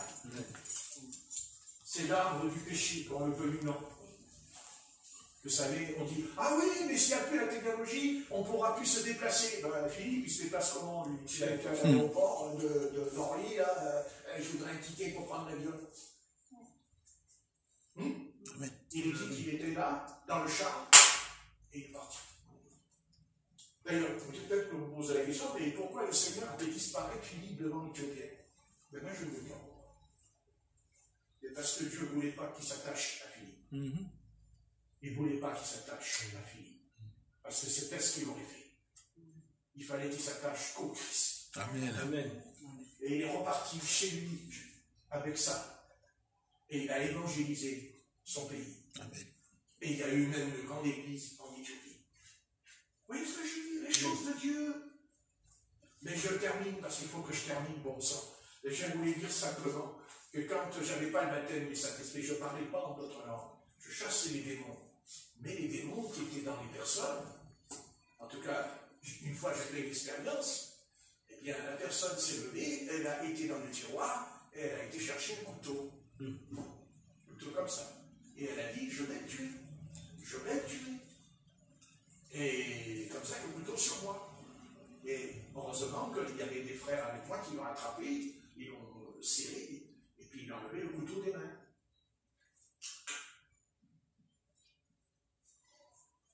Mais je me disais, ouais, je ne comprends pas, je chasse des démons, et puis je me fais menacer par un couteau.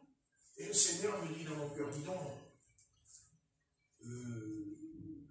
c'est pas toi qui dis que le baptême du Saint-Esprit, c'est plus pour aujourd'hui. Il paraît que c'est plus pour aujourd'hui, le baptême du Saint-Esprit. Il paraît que le parler en langue, c'est pas du Seigneur. C'est ça, c'est ce que tu enseignes, c'est ça? Non, mais quand même, tu crois quand même pas que je vais t'envoyer aujourd'hui, là, en 2023, devant des âmes, que tu vas leur dire, oh mais non, mais le baptême du Saint-Esprit, c'est plus pour aujourd'hui, mais je vais te corriger la cervelle, tu vas voir. Et il va me corriger la cervelle, le Seigneur. Et les âmes qui étaient possédées, attention, elles s'étaient délivrées. Ah oui, c'était étonnant même. En attendant, ils pouvaient me toucher physiquement. Ils pouvaient me toucher physiquement. Mon corps. Ah. Et un soir, c'était vers minuit, il y avait des frères dans la cave, et il y avait un frère, il y en avait un coup dans l'aile. D'ailleurs, je peux le dire, parce que comme ça, moi, je ne vais pas froisser la personne qui est partie. c'était la compétition des gâteaux. Gâteau. Bah, maintenant que cette âme est partie, je ne voulais pas le dire parce que bon, il faut faire attention quand c'est trop tôt. Voilà. Ok, peut-être qu'il peut y avoir quelqu'un au milieu de nous qui se dit, oh ben non, c'était bien ce qu'il a dit jusqu'à maintenant. Alors là, il commence à dérailler, hein. Il commence à me parler des gâteaux. Alors, je vais repartir encore à les gâteaux. Voilà. Surtout quand le pasteur il prêche contre les gâteaux, après quand donc, vous savez que la personne quand elle est dans la rue, c'est pas pourquoi elle vas-y, ça fait cet effet, hein. Oui. Quand on entend ça excite l'esprit dedans, ça excite. Et le frère était possédé par un terrible démon. Et c'est le démon qui me l'a dit. Parce que je lui ai dit, quel est ton nom? Comment tu t'appelles? Il me dit, je suis Pluton. Et croyez-moi que c'était un terrible démon. Le corps était courbé, comme ça par terre. Hurlé, et c'était des hurlements terribles dans la pièce. À tel point que même la voisine, elle est descendue, elle a dit, mais qu'est-ce qui se passe? Il dit, j'ai du goudron noir qui sort de mes murs. Vous vous rendez compte? Et je me suis pris le gifle dans la figure. Elle m'a giflé. Je dis, merci Seigneur, je suis persécuté pour ta gloire. Intéressant. Mais pour qu'elle ait descendu, c'est que c'est vrai. Oui. Elle ne va pas descendre comme ça. Et donc, il y avait, dans la maison, il se passait quelque chose. Il y avait vraiment quelque chose de très important contre les ténèbres. Mais physiquement, on pouvait nous toucher. Alors, est arrivé un soir que, à un moment donné, la personne, à ce coup, vraiment la puissance des ténèbres, elle vient vers moi, elle me dit en parlant en langue. Et attention, moi je me suis dit, oh là là, mais il est en train de m'insulter, là. Il est en train de m'insulter, là. Je ne comprenais pas les mots, mais je savais qu'il m'insultait. Je savais qu'il parlait mal contre le Seigneur, le parler en langue. Je dis ensuite, alors, comment je fais? Et d'un seul coup, le maître, il me dit, tu veux toujours pas le recevoir, le baptême du Saint-Esprit? Tu veux toujours enseigner que c'est plus pour aujourd'hui? Parce que des coups, tu vas en prendre des coups, là. Et là, j'ai dit, oh non, Seigneur! Et là, j'ai entendu la voix de Dieu. Et je l'ai entendu dire, ouvre ta bouche. Et je la remplis. Ça n'a pas fait un quart de tour. Hein. J'ai fait Alléluia, puis à ce coup, j'ai sorti d'un coup, et je me suis mis à parler en langue. Et la personne qui parlait en langue, elle est tombée par terre. Carrément. Et elle continuait à parler en langue, mais son parler en langue diminuait. Et à un moment donné, voyez-moi, elle a été se mettre sous le lit. Et l'esprit qui était dans cette personne, la puissance qui était là dedans, et elle faisait miaou, miaou, miaou, miaou. Mais un miaou comme un chat de détresse. Comme si on le battait, comme s'il était frappé. On va pas le frapper, il était sous le lit. Si je le frappe, je frappe le lit, parce qu'il est en dessous. Ah oui. Et là, j'ai parlé en langue, je me suis levé. Et il y a eu un combat en langue dans la pièce. Les frères, ils étaient blancs, mais blancs, vous savez, carrément, vous savez ce qui se passait. Et là, il y avait comme une présence terrible dans la pièce. Et d'un seul coup, il y a les meubles, comme ça, il y avait les meubles qui tremblaient, les meubles, ils bougeaient tout seuls. Et moi, je me suis mis à genoux, et j'ai commencé à parler. Je me suis dit, Seigneur, tu m'as dit que ton nom dit d'ouvrir la bouche, moi je vais l'ouvrir la bouche. Et vas-y, Patrick, vas-y. Et à un moment donné, d'un seul coup, la personne, elle s'est relevée, le visage ébloui, la lumière qui sortait du visage. Oh, mais carrément, il a paix. Il a dit, j'ai jamais reçu de telle paix dans ma vie. Alléluia. Le Seigneur l'a délivré. Mais pourquoi il l'a délivré? Parce qu'il a fallu aussi que j'accepte ce que je ne voulais pas accepter, ce que je ne voulais pas être d'accord. Et Et Dieu m'a dit, tu vois, maintenant, et après je chassais les démons, et je vous promets qu'il y en a un qui est venu, quand je chassais le démon qui était en lui, il a pris la chaise, et il est venu comme ça vers moi pour me frapper. Et j'ai dit, au nom de Jésus, pose la chaise, assis-toi. Prends la chaise, parce que ça va. Vous voyez, j'étais protégé. Autorité. J'étais protégé. Vous ne pouvez plus. Donc, il y avoir les deux. Ouais. Amen. Amen. Il y avoir les deux. Le don, mais aussi la protection. Amen. Mais ça, c'est pas donné parce que ça n'a rien à voir. C'est donné à tous ceux qui reçoivent le baptême dans l'Esprit Saint. Maintenant, il peut y avoir, c'est vrai, un ministère comme l'évangéliste qui peut être ça peut être plus intensifié, plus important, parce qu'il y a le ministère, d'accord. Mais chaque croyant doit chasser les démons. Parce que c'est Jésus qui l'a dit dans Marc 16, Amen. et verset 4. Voici les Miracles. miracles qui accompagneront ceux qui auront cru en mon nom. Ils mangeront des bonbons, ils mangeront des cartons, des éclairs, des machins comme ça. Non, ils chasseront les démons. Et vous savez qu'il y a les démons de gloutonnerie. Et je vous dis que ça existe, les démons gloutons. C'est-à-dire que la personne qui est tentée, je n'ai pas dit qu'il ne faut pas manger, il faut manger, c'est les repas. Mais en dehors des repas, quand on est tenté par la sucrerie, on est attiré par ça, et qu'on n'est pas capable de dire non. Alors il y a un problème quelque part. Dans notre âme, il y a quelque chose qui doit être chassé de notre âme. Parce que Paul a dit, nous ne sommes plus esclaves, mais nous sommes libres. Amen. Amen. Mais c'est la grâce de Dieu qui a offert ça en nous. C'est pas nous qui allons, c'est pas demain matin en disant, ah non, mais moi c'est fini, je n'avais plus à part ce problème de tentation dans ma vie. Non. Non, n'essaye même pas, tu as perdu d'avance. C'est l'échec. Mais le matin, en se levant, on dit, Seigneur Jésus, je t'apporte ce problème dans ma vie. Une fois, 2 fois, 3 fois, qu'importe. Et à un moment donné, le Seigneur va l'enlever. Ça va partir, ça va disparaître. Vous voyez ce que je dis? Parce que vous savez que quand on mange trop, eh bien, l'Esprit de Dieu ne se manifeste pas en nous, quand on mange trop. Et même le Christ l'a dit dans Luc. Il dit au sujet de l'enlèvement, il dit qu'il y en a qui ne seront pas enlevés parce qu'ils sont pris dans des excès de table. Dans Luc. Ouais. C'est pas vrai? Il parle de son retour, il parle de l'enlèvement. À ce sujet, vous pouvez lire dans Luc chapitre 21, vous le lirez à la maison.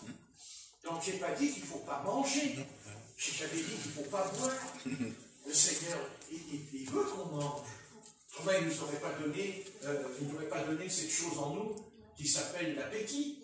Parce que si on n'a pas l'appétit, qu'est-ce qu'on fait? On ne mange pas non plus. Et on peut mourir. Donc, mais maintenant, il y a appétit et appétit. Et il y a un moment donné, il y a un souci quelque part. Et des fois, nous sommes privés de la gloire de Dieu. Vous savez, des fois, on peut être privé de la gloire de Dieu pour quelque chose de tellement insignifiant. Oui, vas-y, dis-le. Psaume 81, verset 11, il dit « Je suis l'Éternel, ton Dieu, qui t'ai fait monter du pays d'Égypte. Ouvre ta bouche et je la remplirai. » Merci beaucoup. Merci beaucoup, 50 ans plus tard. 50 ans plus tard. Oui, Amen. Merci beaucoup. Bien-aimés, vous voulez recevoir ce baptême, oui ou non? Amen. Alors, mettez-vous au sérieux. Et il faut lui demander. Il faut dire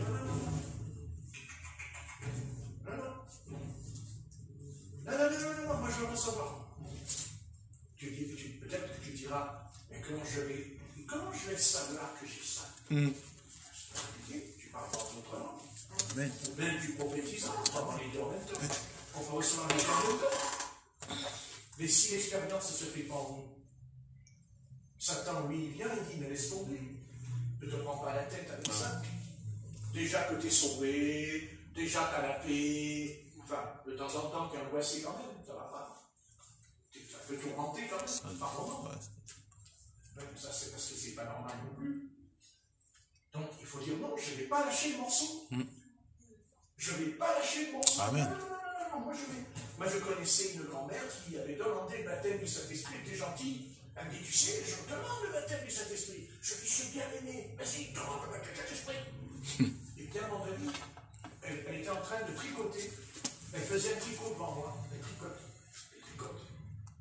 Et là, en tricotant, on se met à parler en langue d'un coup. En tricotant. Étonnant, hein? Eh bien oui. Eh oui. C'est comme ça.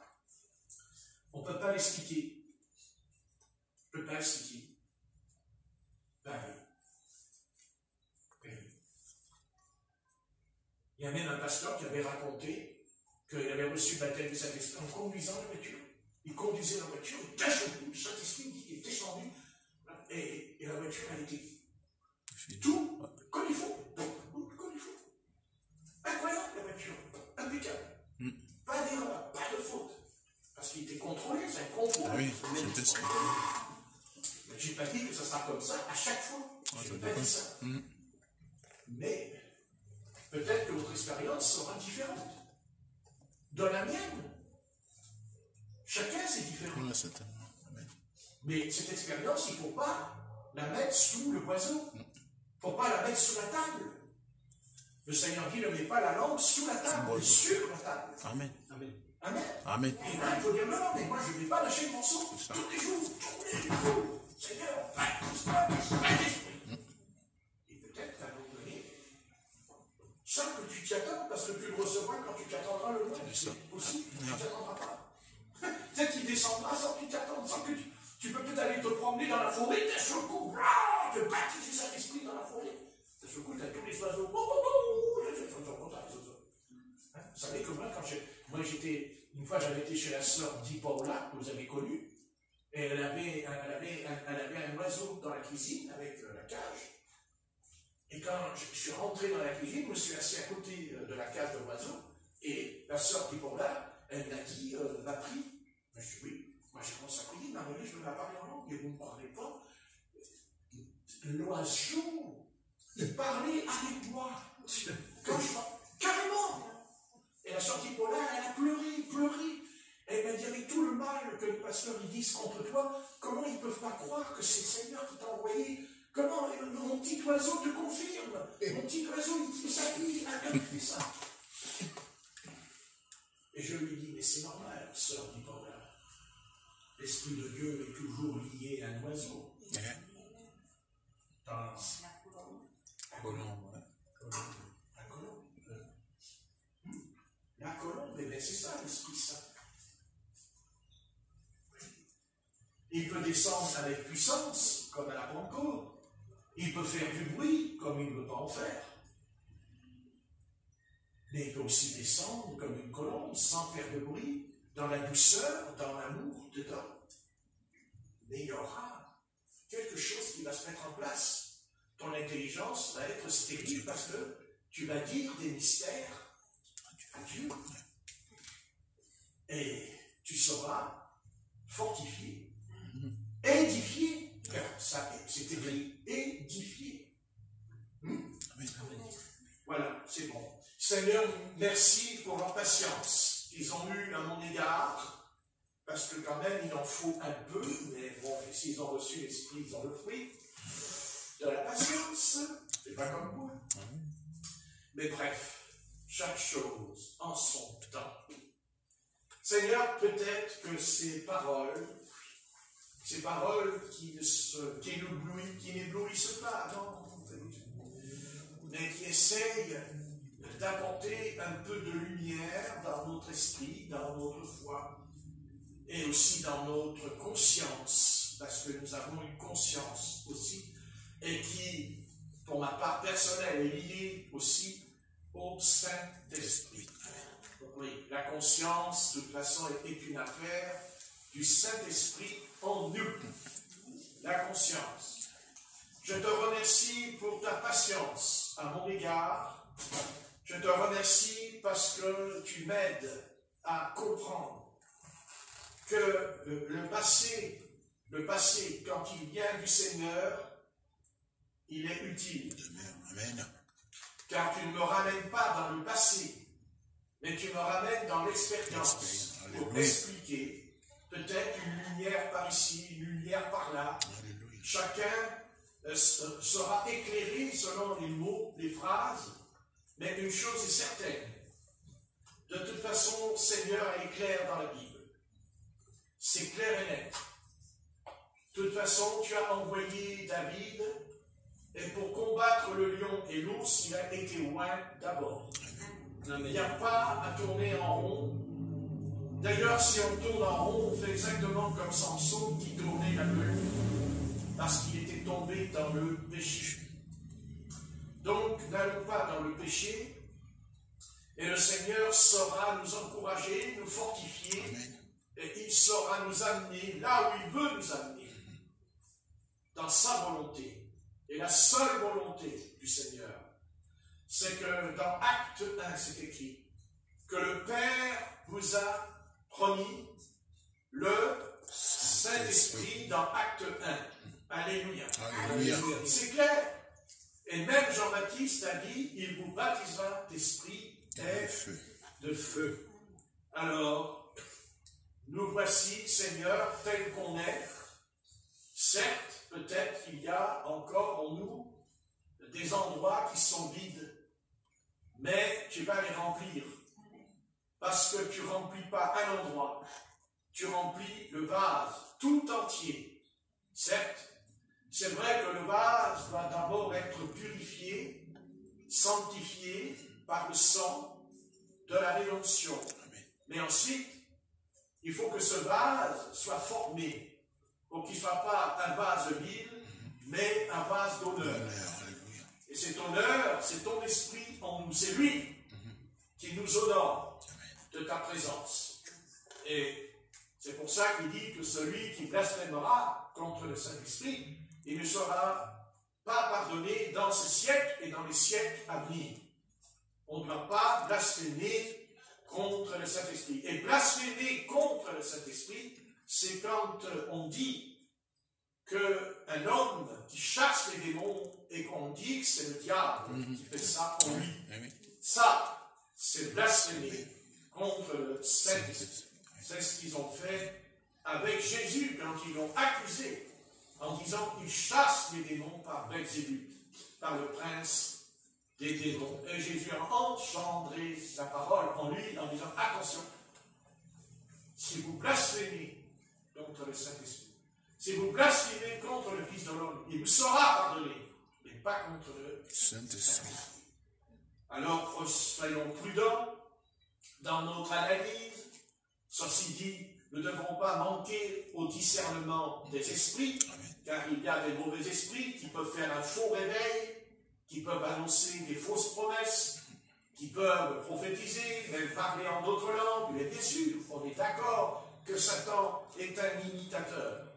Mais ça ne fait pas de ça une excuse pour ne pas le recevoir. Au contraire, justement, si Satan se déguise en ange de lumière, à combien nous avons donc besoin d'être baptisés du Saint-Esprit pour pouvoir le dévoiler, pour le faire sortir de sa cachette, car Satan ne se montre jamais. Jamais Satan se montre. Il envoie les démons, ses serviteurs. Mais lui, il fait bien attention à ce qu'il fait. Mais quand le Saint-Esprit se manifeste, là, il est coincé. Parce qu'il a affaire à l'Esprit de l'Éternel qui a combattu les Philistins, les Amoréens, les Cananéens. Car si le Seigneur a demandé à Israël de massacrer les Cananéens, si Dieu dit que tu vas tuer même hommes, femmes et enfants, mais Dieu n'a pas commis un génocide, pas du tout. Les païens, les spécialistes sont en train de dire maintenant que le Seigneur, dans l'Ancien Testament, a commis un génocide. Mais pas du tout.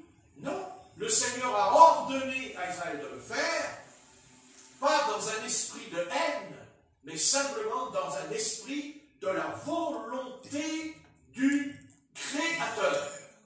C'était la volonté du Tout-Puissant. Et quand il désobéissait Parce qu'il désobéissait à la volonté de Dieu. Amen. Quand Dieu dit à Saül de anéantir, de tuer Amalek, et qu'il ne l'a pas fait, eh bien le Seigneur lui a enlevé l'onction. Car Dieu a donné l'onction à Saül, pas simplement pour parler en langue ou prophétiser comme nous, mais pour combattre, pour chasser, pour détruire l'ennemi, c'est-à-dire le péché. Quand Dieu ordonne à Israël de détruire les Cananéens, c'est parce qu'il y avait le péché, parce qu'il y avait les médiums, parce qu'il y avait les voyants, parce qu'il y avait l'astrologie, parce qu'il y avait le contact avec les morts qui étaient déguisés en démons. Alors l'Éternel a dit, vous allez me raser cette race, car c'est vrai, Dieu n'est pas raciste, mais il va éliminer la race, non pas des hommes, mais des démons qui habitent dans les hommes. C'est ça, justement, que le peuple d'Israël n'a pas compris et a désobéi à l'Éternel, et Dieu les a chassés, Dieu les a retirés du pays de la promesse. Promesse que Dieu avait faite par alliance avec eux, par Abraham, Isaac et Jacob, et sur le mont du Sinaï. Vous voyez, c'est ça. Dieu, c'est pas un meurtrier, Dieu, c'est pas un tueur comme ils pensent les païens. Non, c'est que c'est sa volonté parce qu'il combat Amalek, parce qu'il combat le Seigneur. L'Éternel n'a pas dit, tu tueras que les hommes. Il a dit, même les animaux. Même les animaux. Qu'est-ce qu'ils ont à voir les animaux avec les hommes? Donc, c'était une question, pourquoi les animaux? Parce que ils étaient offerts en sacrifice à Moloch et à Dagon. C'est-à-dire à des divinités étrangères au Seigneur. C'était des dieux qui étaient des démons. Aujourd'hui, dans le monde moderne, c'est vrai que les démons ne sont plus comme avant, mais ils ont changé de forme. Ils sont dans la technologie. Ils sont dans la science moderne. Et tant qu'on n'aura pas compris cette affaire, on sera encore charnel et on sera prisonnier de la technologie. Mais seul, un bon baptême dans le Saint-Esprit, à l'ancienne mode, parce qu'aujourd'hui tout est une question de mode. Ah, c'est la mode, ah, c'est la mode. Mais moi je connais une mode. La seule mode, c'est le baptême. Parce qu'il m'habille, parce qu'il me donne le revêt, justement, pas seulement du vêtement blanc, mais de l'armure du soldat. Alléluia. Alléluia. J'ai combattu le bon combat, dit Paul, et dit, j'étais un soldat.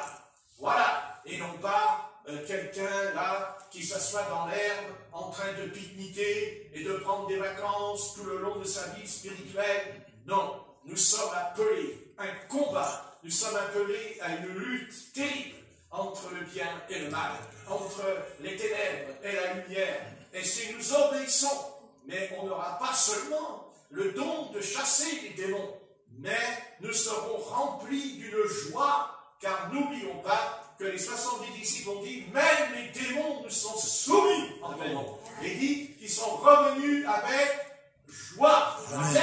Amen. Et Jésus a dit, je voyais Satan descendre du ciel comme un éclair. Bon, merci Seigneur.